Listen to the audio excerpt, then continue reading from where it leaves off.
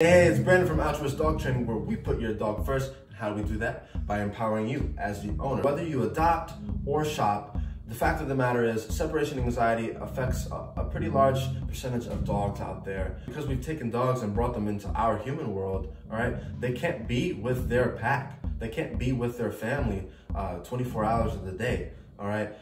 Most of us have a 9 to 5, we have a job, we have obligations. You may even just want to enjoy the evening out, nothing wrong with that. But in that case, all right, unless you have a service animal or whatnot, you're gonna have to be apart from us for some duration, okay? That's just the way it is. What we wanna do, what you wanna do as their owner, is give them the tools with which they can use to succeed at home, all right? I highly suggest using a crate, okay? At least until they're fully crate trained and they do very well in the crate and they exhibit no destructive behaviors in the crate. And then if you want to transition them out in the open, okay, and you want to make sure that your house is doggy proof as much as possible, you may want to use gates to block off areas. You probably want to get a camera, things like that.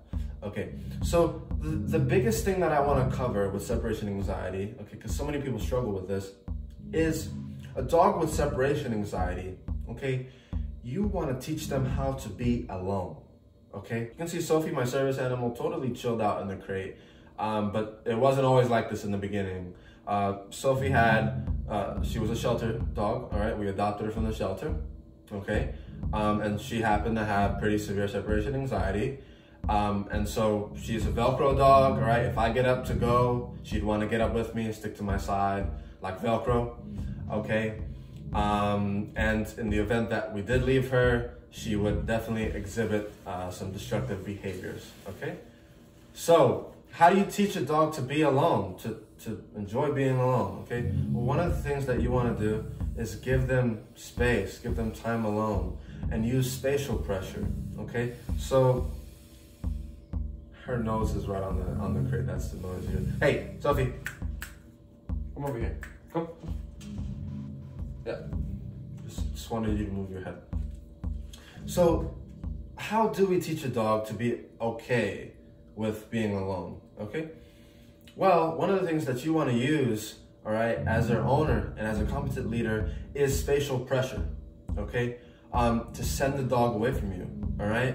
If you've got a backyard, okay, if you've got a patio, all right, and it's safe, okay, you can kind of keep an eye on them.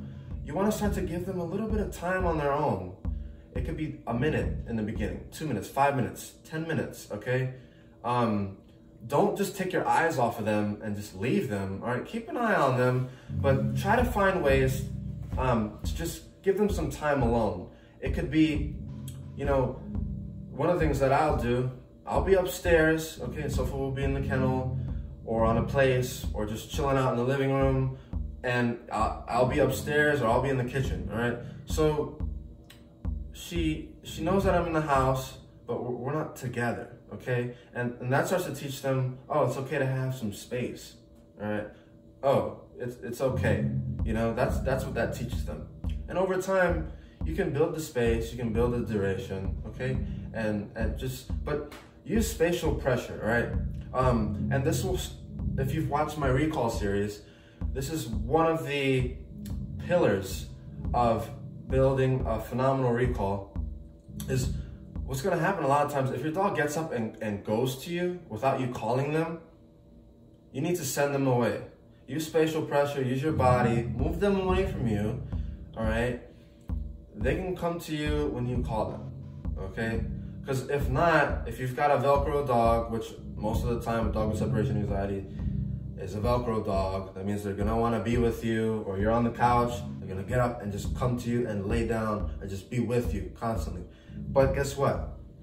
Long term, it's not gonna help them succeed, and it's gonna make the anxiety worse. Because when you do have to leave, it's a nightmare, all right? And they've gotta get to you, because they've been used to being with you constantly. So,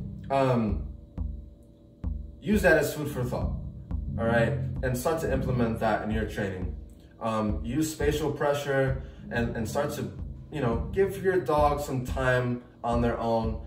And that in conjunction with some other things is going to be paramount to healing separation anxiety without drugs. If you're dealing with separation anxiety with your dog or any other issues, whether it be crate training, puppy training, house training, leash reactivity, dog-dog aggression, or dog-human aggression, whatever the case may be, you can visit my website. The link is in the bio. I'll get in touch with you and we'll get your dog on track to becoming a superstar in and out of the home. And so with that, y'all, I will see you in the next video.